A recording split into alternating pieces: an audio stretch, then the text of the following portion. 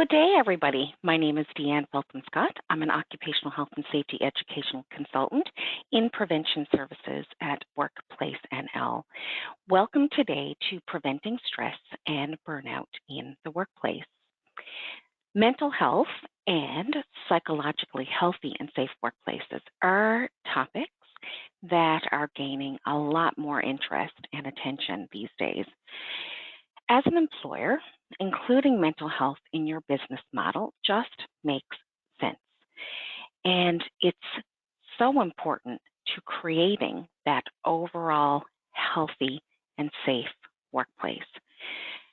We're starting to recognize that poor mental health not only hurts the individual, it also hurts the organization and businesses. It's important that all levels in the workplace, employer, manager, supervisors, board of directors, finance departments, human resource departments, and workers get involved in incorporating psychological health and safety into the way that they currently manage occupational health and safety. Good mental health practices help to prevent stress and burnout in workers. This webinar today is part of our learning series. Our learning series is a program that has been designed and is delivered by staff at Workplace NL to increase education and awareness of occupational health and safety, as well as return to work in the workplace. Workplace NL, we are the Workers' Compensation Board in the province. We serve approximately 215,000 workers and 18,000 employers. We administer an employer-funded, no-fault workers' compensation system that promotes safe and healthy workplaces, provides return-to-work programs, as well as offers compensation to injured workers and their dependents. I work in prevention services. We are a group of health and safety professionals that focus on promoting occupational health and safety education and awareness with employers and employees throughout our province. So today we're going to talk about mental health. We're going to focus on stress, the causes of stress, the sources of stress. We're also going to look at some strategies that we can all do to help manage our stress. And we're going to also just briefly touch on some methods or some strategies or ways that workplaces can also encourage workers to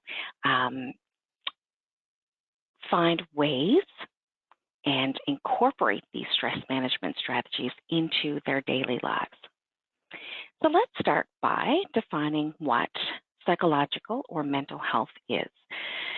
The World Health Organization, they have defined mental health as a state of well-being in which the individual realizes their own abilities, they can cope with the normal stresses of life, they can work productively, successfully, and fruitfully, and they're able to make a contribution to their community, to their families, in all aspects of their life.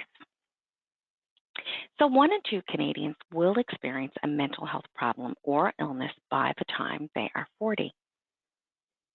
Every year, 1 in 5 Canadians will experience a mental health issue or an illness. So that is about 20% of Canadians, which equals about 7.1 million Canadians a year, will personally experience a mental health problem or illness. And remember, mental illness affects people of all ages, education, income levels, cultures, demographics. Doesn't matter who you are or where you live. You can be affected personally with a mental illness. So beginning in 2011, the Mental Health Commission of Canada, they partnered with Morneau Shepell as well as the Globe and Mail, and they created the Mental Health Experience in Canada's Workplaces Survey. The purpose of the survey was to find out and to gather statistics about the state of mental health in Canada, but they also wanted to know how how the mental health challenges that people were feeling was affecting the workplace. So those two statistics that we reviewed, 2 slides previous, this study found these statistics plus many, many more. But what the statistics are telling us is that mental health issues and illnesses are widespread. It's quite obvious from the results of this study, as well as many other research projects, studies, surveys, polls that have been going on, that mental health is certainly an issue for working Canadians. Workers who have mental health problems or illnesses, they report a high level of concern regarding the potential impact on their career, their work experience, as well as their job performance. So it's important to remember that we all have mental health.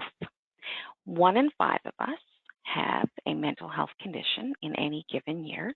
However, 5 in 5 of us have mental health. So now we'll just spend a couple of minutes just describing the difference between mental health and mental illness. These are 2 terms that are increasingly being used as if they mean the same thing, but they do not mean the same thing.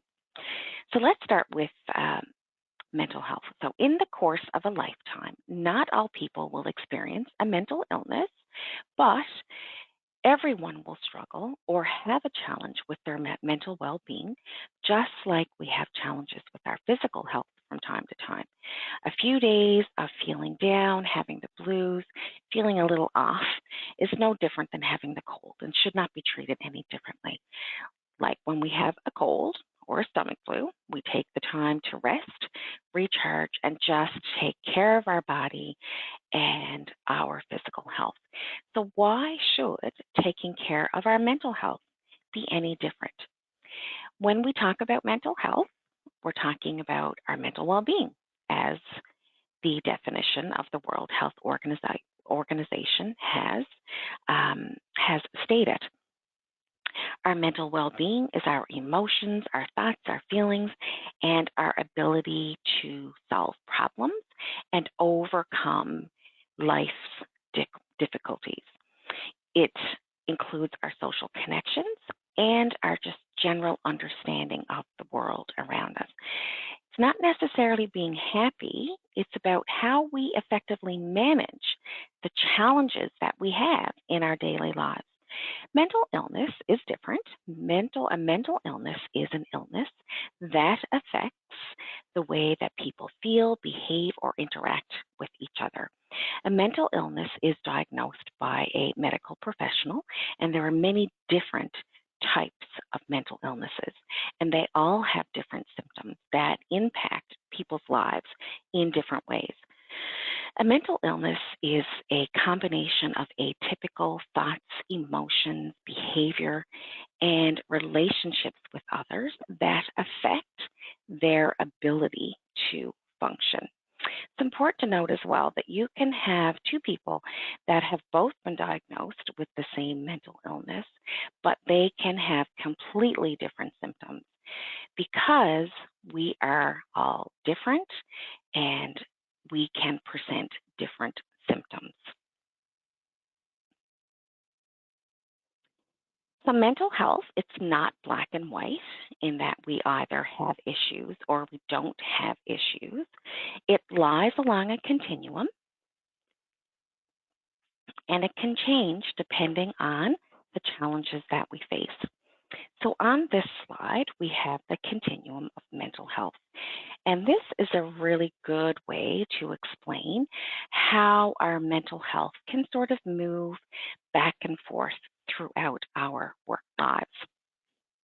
When we're at our best, we're able to function effectively. we can carry out our responsibilities, and have overall positive feelings of the life that we're living. Our support is self-care, taking care of ourselves in a manner that works for us, building high quality relationships and maintaining those social connections for your social support. Our goal is to stay in the green. But at other times, our mental health functioning, it could be disrupted due to anything that's going on in our life, crisis, stresses, life circumstances. That includes physical health problems. When we're moving from the reacting injured to ill stage, this is when we will need professional care to help us move back to good mental health. So the greater the degree of disruption, the more seriously our mental health is affected.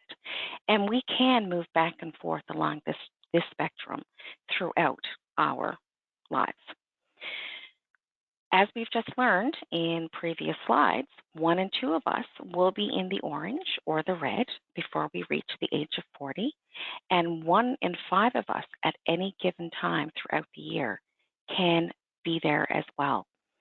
So just looking at these facts alone, it's crucial that employers develop a strategy that includes preventative measures that keep us in the green. However, employers still need to consider all of the stages along the way and include early intervention practices to help get through challenges, as well as develop supportive policies to help in effective transition back into the workplace when or if we move into the red or into a mental illness.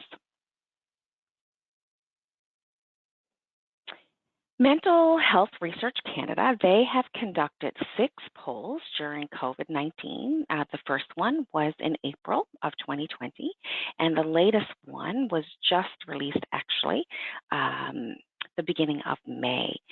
And they plan to do 6 more of these polls up until 1 year after the pandemic.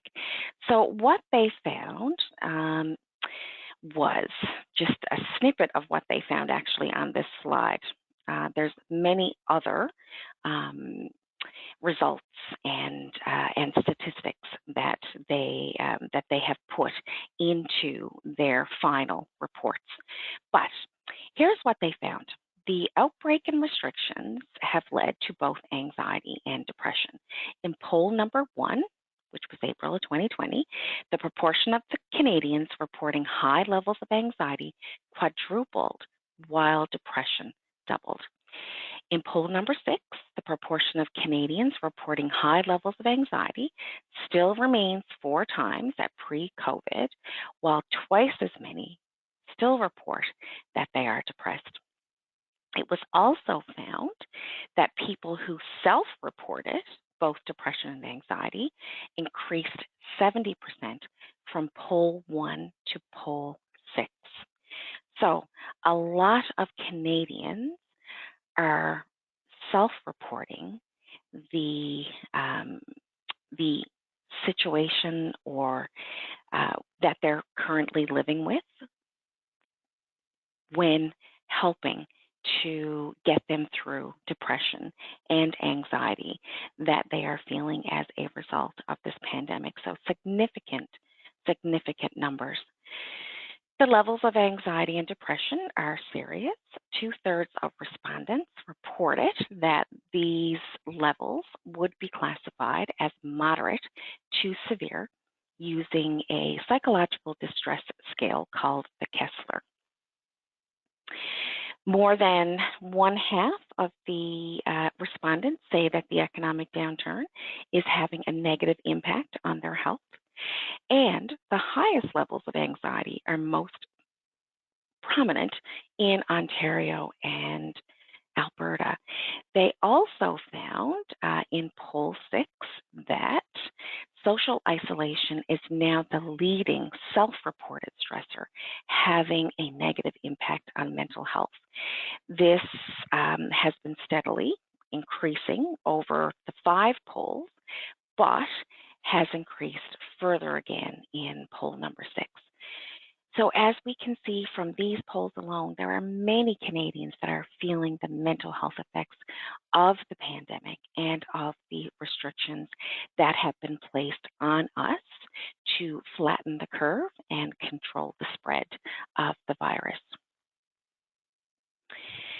So throughout the years, we've been living with infectious disease outbreaks all of our lives.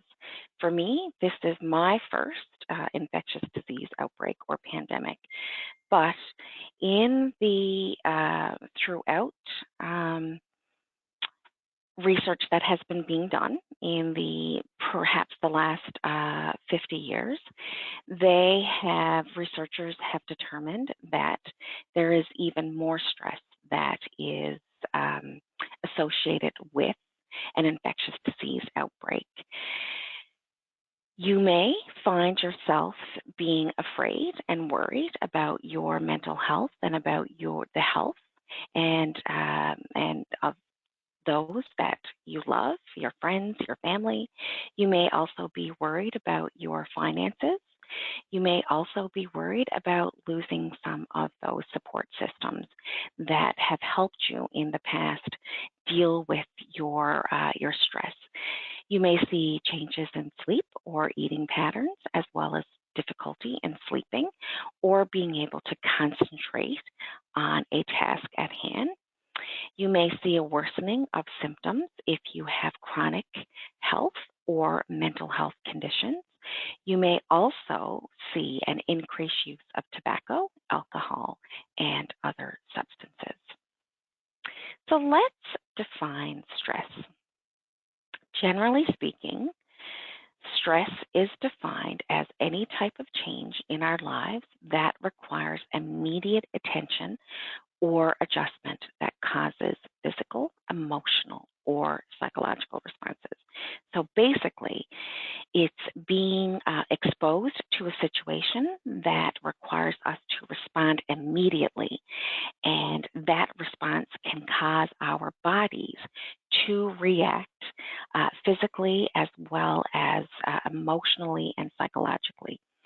Stress, as we know, it's a normal part of life. We all experience some level of stress. We can experience it from our environment, our home environment, our work environment. We can experience it just with our physical body, as well as our thoughts and our emotions. So on this slide, here are some sources of stress, and there's other sources of stress for people. This is just sort of a summary. Finances can certainly be a source of stress for many of us, and as we know, throughout this pandemic, there are half of Canadians are worried about the economic downturn, extracurricular activities, even though it's something that we enjoy being a part of. Some of those activities outside of our family, our home, our work can be a source of stress for us as well, depending on the level of responsibility that we take on. Life events, of course, negative life events, the loss of a loved one, loss of a job, and then the positive life events as well. Even though they're happy, joyous occasions, getting married, buying a new house, getting a job promotion, having a child, they still cause some level of stress in our lives. Work can be an enormous stressor for many Canadians. Family, our immediate family, as well as our extended family and friends that are like family to us, our physical as well as our mental health. And then the last one would be traumatic events. So sometimes people are involved in some type of trauma, a traumatic event, or they've had trauma in their lives, and they can experience symptoms of post-traumatic stress as a result of that event. So, a major finding of the Mental Health Commission of Canada survey was that close to three-quarters, or 70% of the respondents, stated that their work experience impacted their mental health, while a higher number, 78%, reported that mental health was the primary reason that they missed work. There's Generally, there's two categories of stress. There's acute and there's chronic. So acute is the short-term stress, and chronic stress is long-term stress that comes from repeated exposures to situations that produce stressful reactions in the body.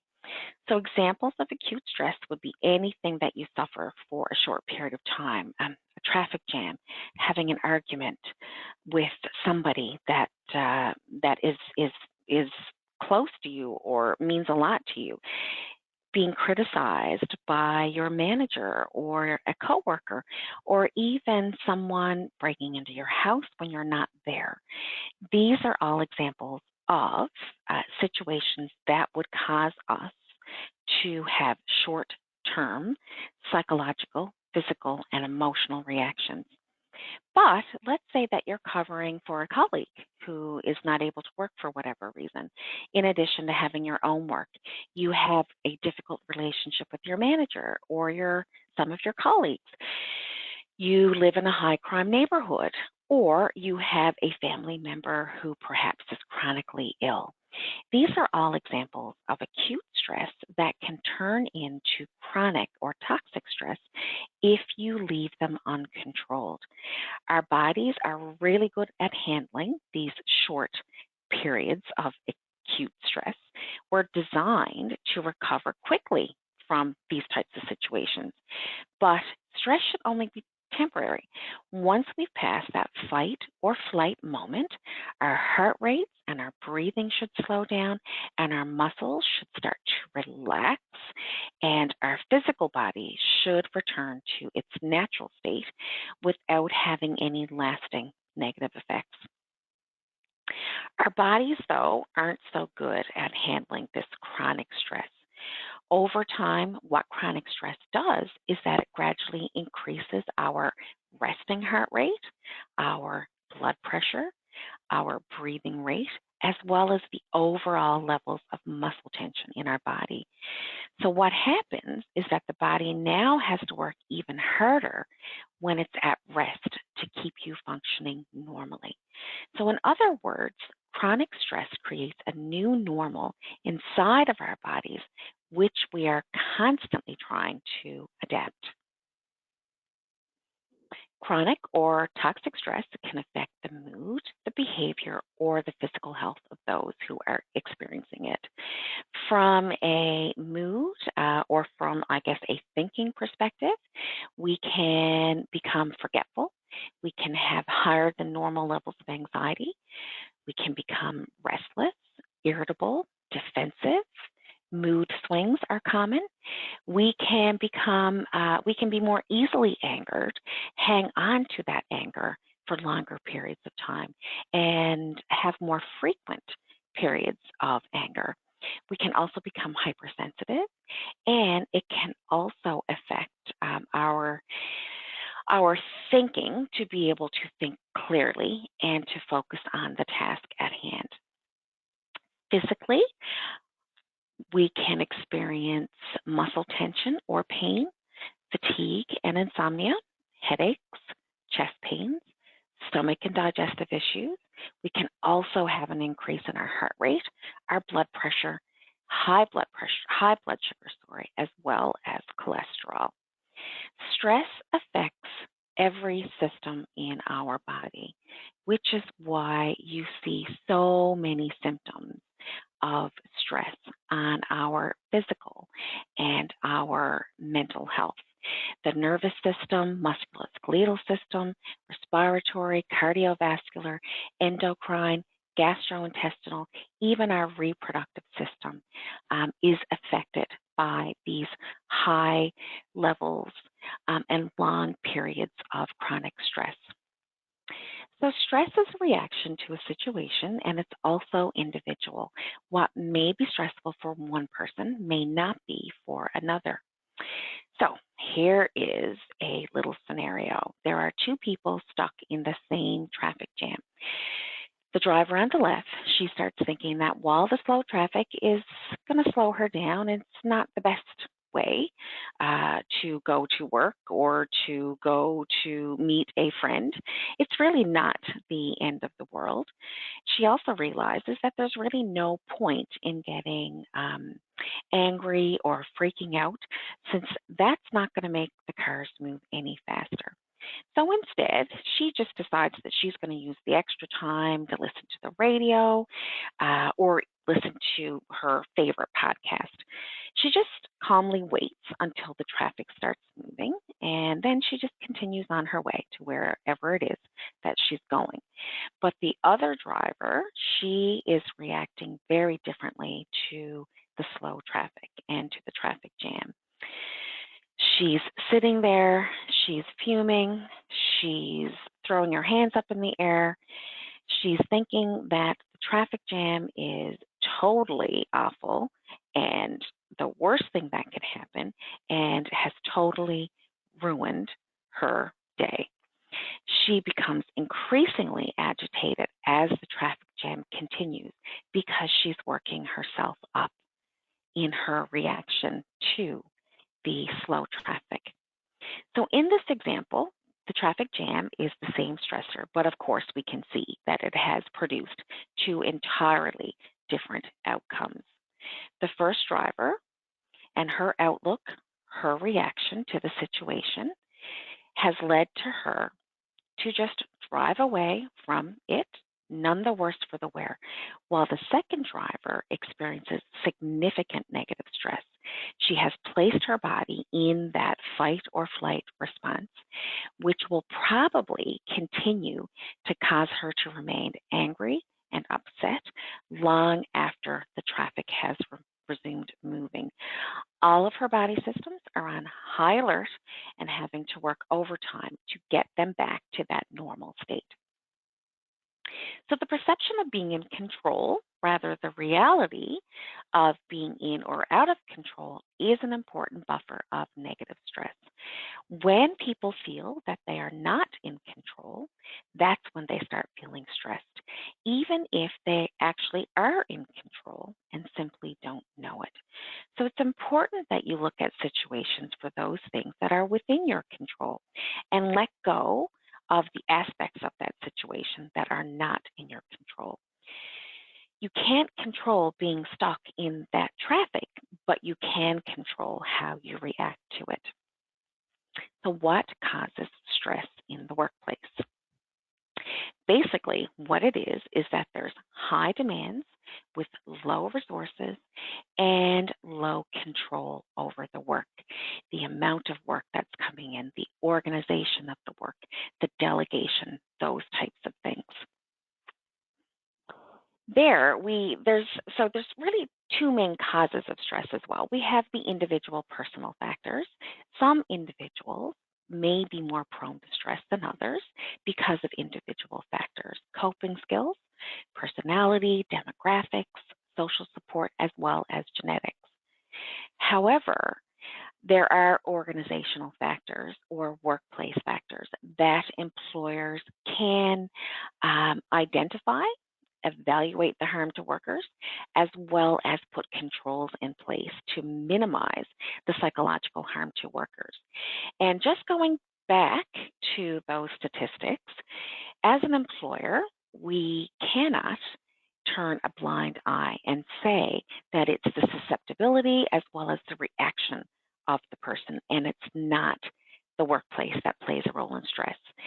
70% of respondents to that Mental Health Commission of Canada responded that work impacts their mental health, and 78% of those said that mental health is the primary reason for missing work. And 500,000 Canadians are not reporting to work every week because of a mental health issue. So the workplace definitely has a role to play in reducing the amount of stress that workers are experiencing while they're at work. So what causes stress in the workplace? There's more causes than what's here. This is just a summary of all of the things, I guess, put together. So the task design, do they have too much work to do? Do they not have enough work to do? Pace, variety, how meaningful is the work to them? Have they been given the right amount of time to complete the task? What are their hours of work? Are they doing shift work, seasonal work? Do they have the skills or the abilities to actually do the work? And do those skills and abilities match the job demands? And even not having the right education and training can also affect the way that a worker responds and does the task itself. The role in the organization. Is there a conflict between job demands? Do they have too many roles, too many responsibilities? Do they have multiple supervisors as well as managers? And as well as their level of responsibility. Is their level of responsibility appropriate to their role in the organization? Career development as well, that can be a cause of stress, especially for people who would like to progress further through their career. They may not be getting the support from their supervisors, from their coworkers. There may be a lack of trust there, and as well as prejudice or discrimination. Organizational structure, climate, and management style. Are workers participating or not participating in decisions that are being made about their job? Are you recognizing or rewarding workers for good job performance or a job well done? Employees feeling that they're not engaged when the organization or the business undergoes change, and a lack of perceived fairness amongst workers as well. Who gets what when? The processes through which decisions are made. Feelings of unfairness magnify the effects of perceived stress on health. And then we have the work-life balance. Just basically, this is just conflicts with roles and responsibilities, roles at home and roles at work. Workplace conditions and concerns. This would include exposure to unpleasant working conditions, crowding, smells, any exposure to hazards, ergonomic hazards, chemical, noise, air quality, temperature. When workers are not feeling physically safe in the workplace, that can certainly contribute to high levels of stress for them. And the big one, of course, is lack of communication. Workplaces where communication is, the methods of communication are not effective. Workers, managers, supervisors are not truly understanding what they're required to do or what you're requiring them to do, can certainly cause a lot of stress for workers. A number of incidents that we see in workplaces are due to breakdown in communication. So it's important that you choose the most appropriate methods of communication for your staff. So stress in the workplace can have many origins, or it can come from one single event. It might be related only to what's going on in the workplace or what's going on outside the workplace. So on this slide, we just have this poor man, and perhaps some things that could be going on in his life at work, at home, that is contributing to his high stress level. And as we know, you can't pack your mental health up and leave it at the office or leave it at home. Just like our physical health, our mental health is with us always. So stress affects the work by more mistakes and errors being made, inappropriate decisions being made, and last-minute decisions being made that are not the most appropriate for the situation. You will get an increase in incidents as well as injuries. Absenteeism, presenteeism, as well as job turnover will tend to rise when workers are feeling stressed. You will see a decrease in productivity, quality, commitment to the business, to the organization, to the job that they're doing, as well as a commitment to occupational health and safety. And now we have a new level of stress associated with working from home for those of us who have been temporarily displaced from our physical space of employment. So in order to effectively work from home, it's really important that you establish an environment that is conducive to doing so. You need to have a dedicated workplace. If at all possible, try to have this workspace separate from your family. It's a place where you can store your documents, have your virtual meetings, conference calls, and just generally be able to separate your work responsibilities from your home or your caregiving responsibilities. You want to be able to shut everything down, walk out of that room, and close the door at the end of the day. You also want your space to be comfortable and quiet to minimize distractions, which of course can be a challenge in a shared space. With regards to the comfort, you also want to make sure that your workstation suits your body and the needs of your body and your work that you're doing as well. So you want to make sure that you have a workstation that does not contribute to musculoskeletal injuries. You'd like to have an ergonomic assessment done of your workspace to make sure that you're not putting yourself at risk for musculoskeletal injuries. You want to maintain a consistent routine when possible. This comes, of course, with setting a schedule. Don't use any of the extra time that you have for work. For me, it's my two children. They don't need me as much anymore, and it's so easy for me to come upstairs when they're not at home and just to finish off a little bit of work before I start the next day. But that's when you kind of start creeping in and affecting your work-life balance.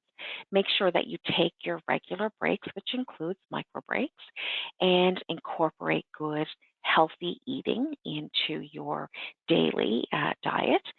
Be flexible and understand your employer's expectations and make sure that they understand yours as well. It's important that you have good communication and that you set boundaries.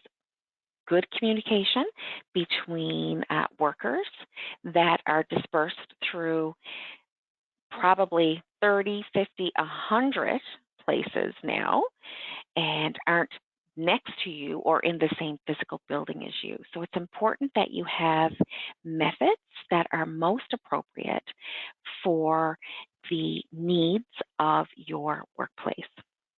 It's important as managers and as workers that you maintain consistent and regular communication with your staff and with your managers as well. And good communication also is applicable to your family. Before every presentation that I do or every webinar that I do, I always send a text to my family to let them know that I am currently in a presentation and I can't be disturbed only if an emergency occurs. So that's how I choose to communicate with my family. You also have to set boundaries. We are working from home, and we all have to understand that just because our workstation, our desk, our laptop is up the stairs, down the stairs next to us, does not mean that we're available during our family time to do our work. And to the opposite of that, our families have to understand that when it's our work time, it's our work time, and we're not available to the family for any caregiving, I guess, that needs to be done only in, of course, the event of an emergency. And chronic stress, if we're letting our stress levels just get out of control, it can certainly lead to burnout.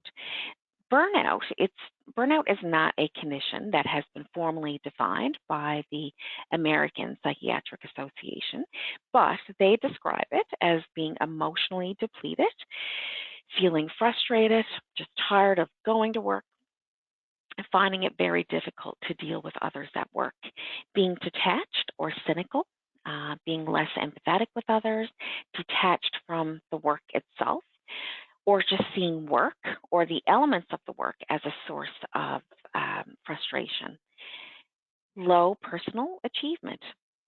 Work is just no longer rewarding, and you're feeling like you're going through the motions.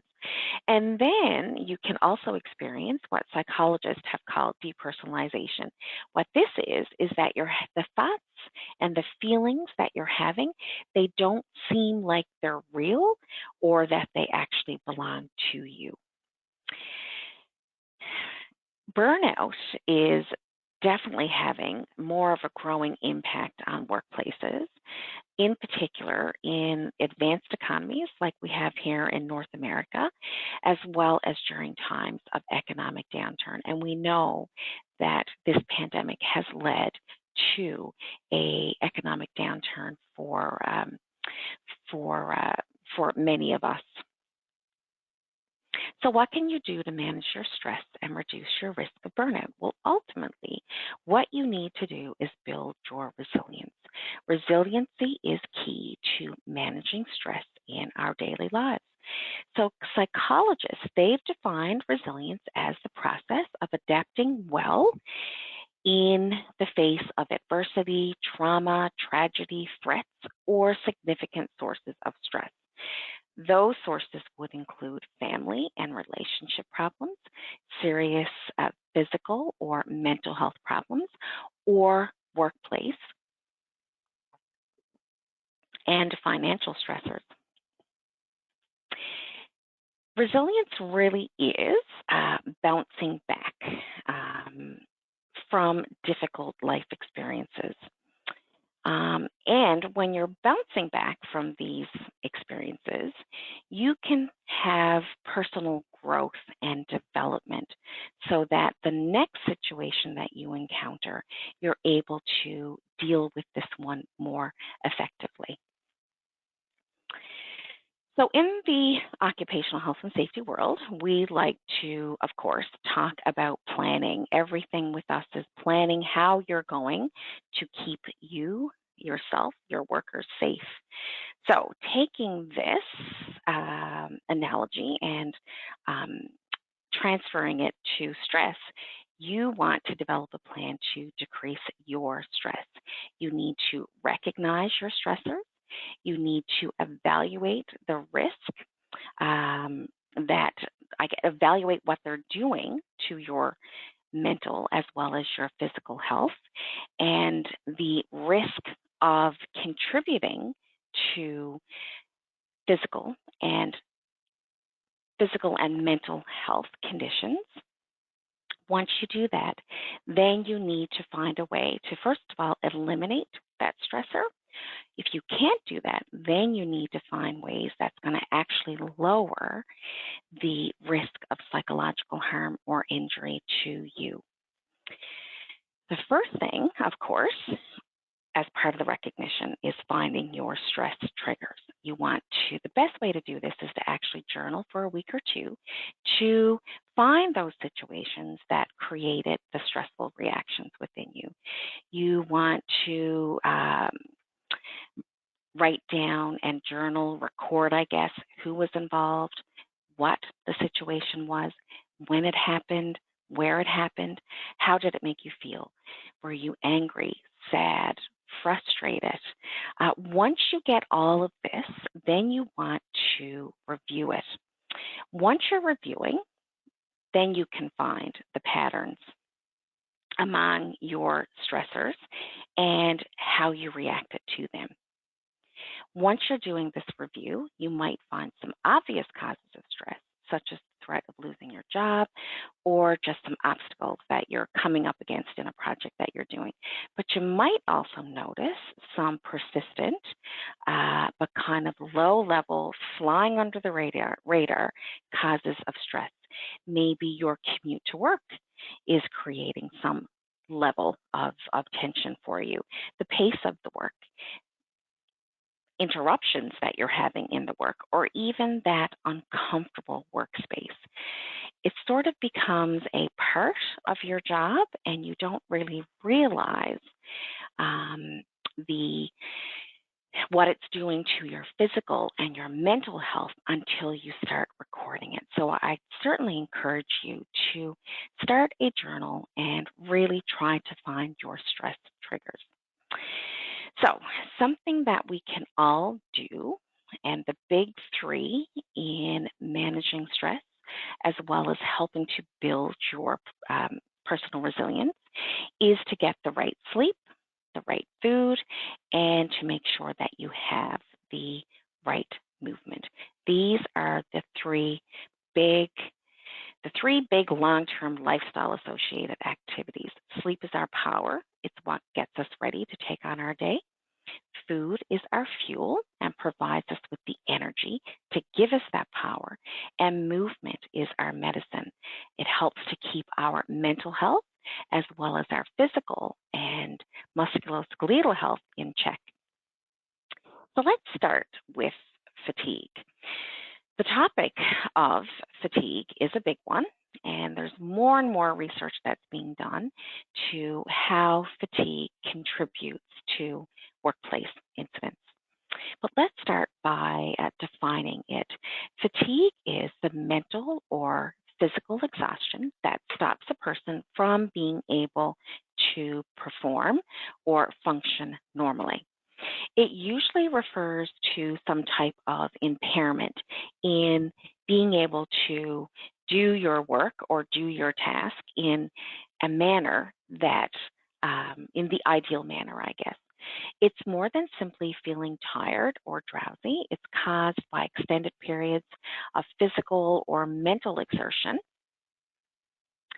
without giving our bodies enough time to rest and to recover. So the most basic causes of fatigue is the lack of restorative sleep, and it's important for our overall health that we get that restorative sleep.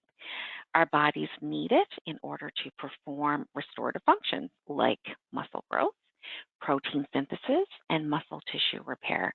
We also need it for learning and memory, as well as helping us to manage our stress and our emotions.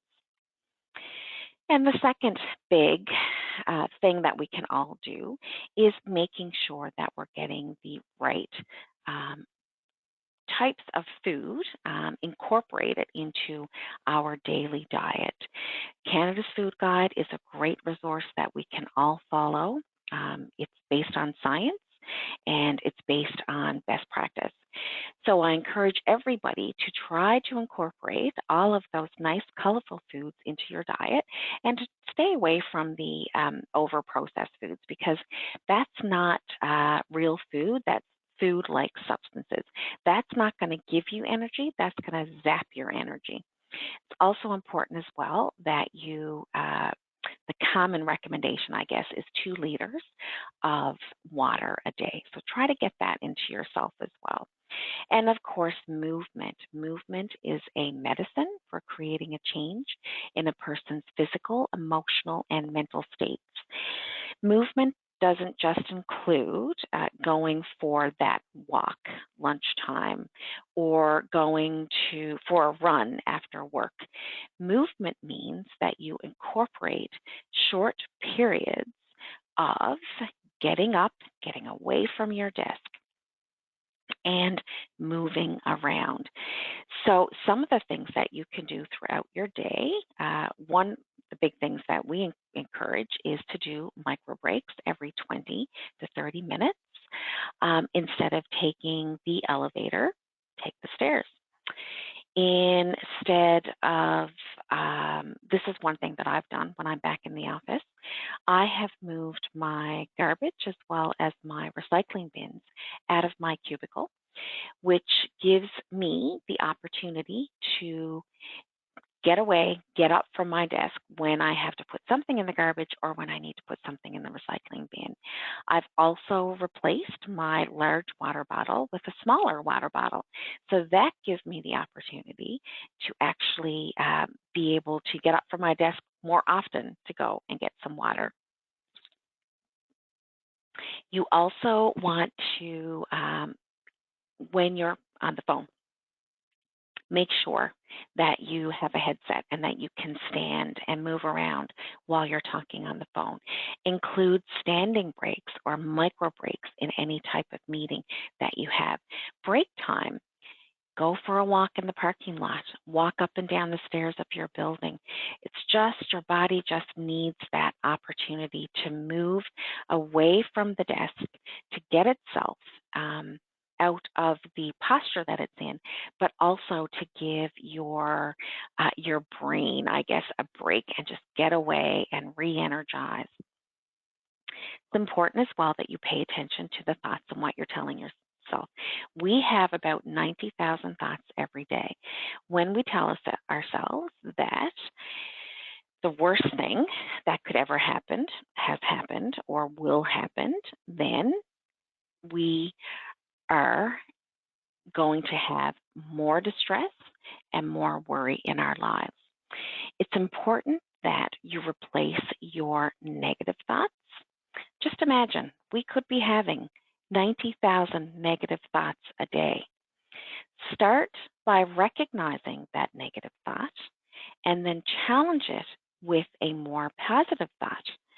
You can start by asking yourself where the evidence is and how accurate the thought that you're having is actually going to happen.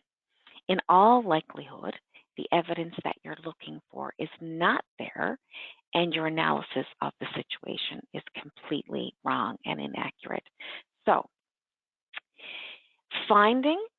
recognizing those negative thoughts, it takes time, it takes commitment, it takes practice, but you have to start somewhere and don't give up. Once you recognize that you're having that negative thought, replace it with that positive thought.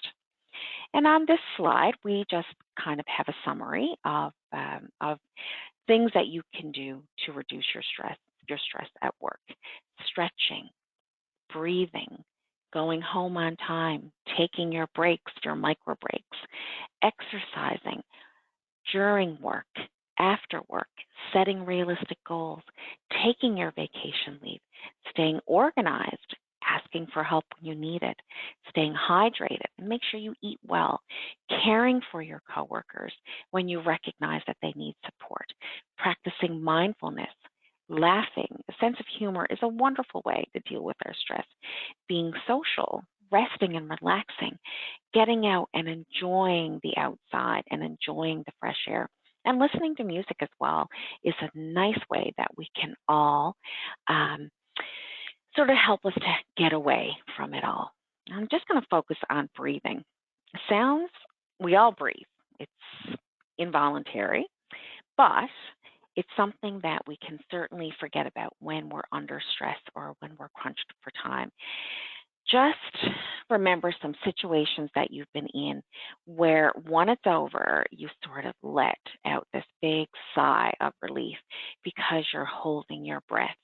What you need to be doing in these situations is that you need to be deep breathing. Deep breathing is one of the best ways that we can lower stress in the body.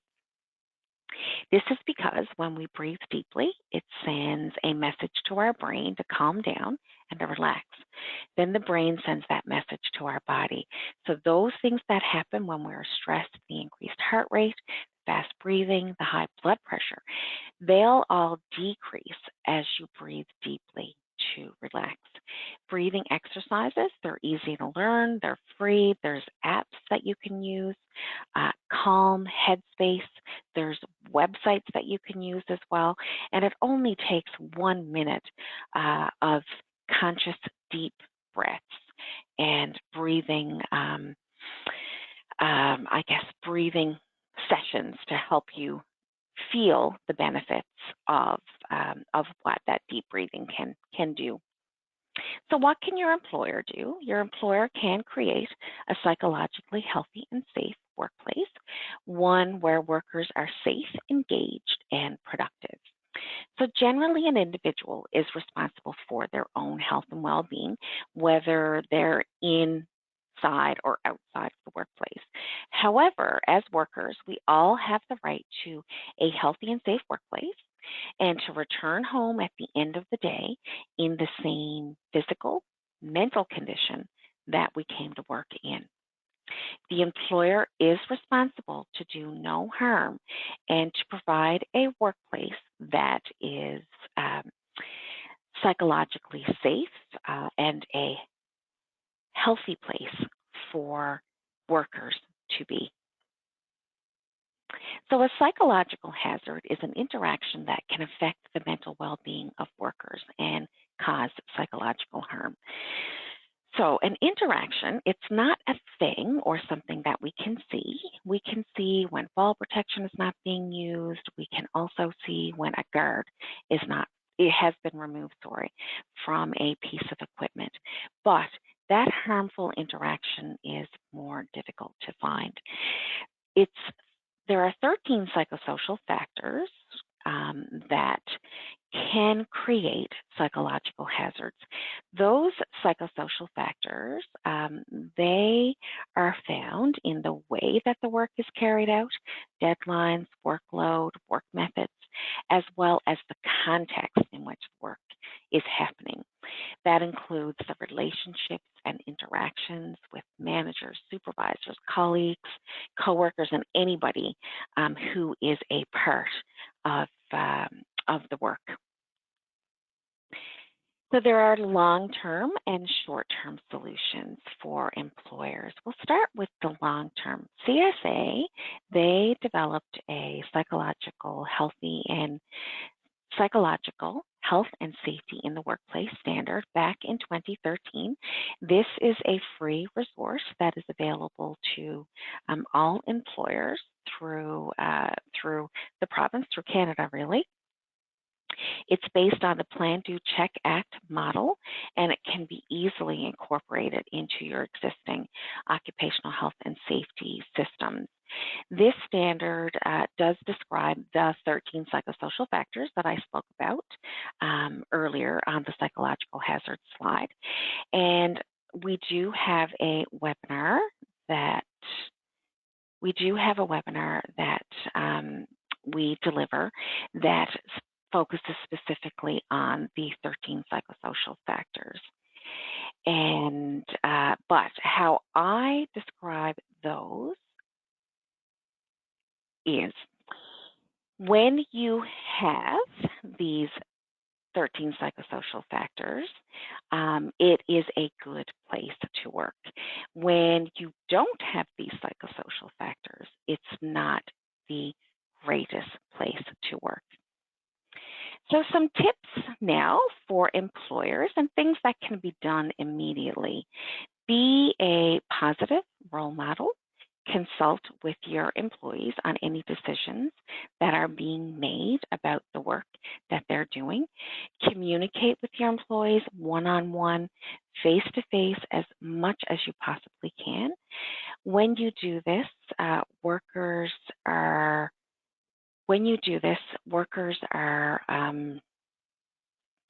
feel like they're being heard and are more likely to trust and build loyalty to the work and to the organization. You can deal with workplace conflicts in a positive way through conflict resolution, as well as creating and developing a harassment prevention plan. You can give workers opportunities to participate in decisions that affect their jobs. You can avoid unrealistic deadlines, clarify your expectations, and offer rewards and incentives. So here we have a great provincial resource. It's called Bridge the Gap. There is a section there for adults as well as a section there for youth. Wellness Together Canada is also a great resource that has been put together. It's a website that has been put together since the pandemic. It has been put together by several organizations: Kids Help Phone, Homewood Health, Mental Health Commission of Canada, and the federal government. It offers free counseling to anybody in Canada. So today's topics: what is mental health? We had a robust discussion about stress and strategies that we can all use to help manage our stress and our reaction to stressful situations, and just a couple little strategies that we can incorporate in the workplace that focused on the actions of the employer. We have regular webinars. You can go to our home page and you can view those webinars by just scrolling right to the bottom and then click on View All Events. If you'd like to have information directly to your mailbox, you can certainly click on that link that's under the events page. Give us your email address and you will get the schedule for our webinars directly to your inbox. And thank you very much and enjoy the rest of your day.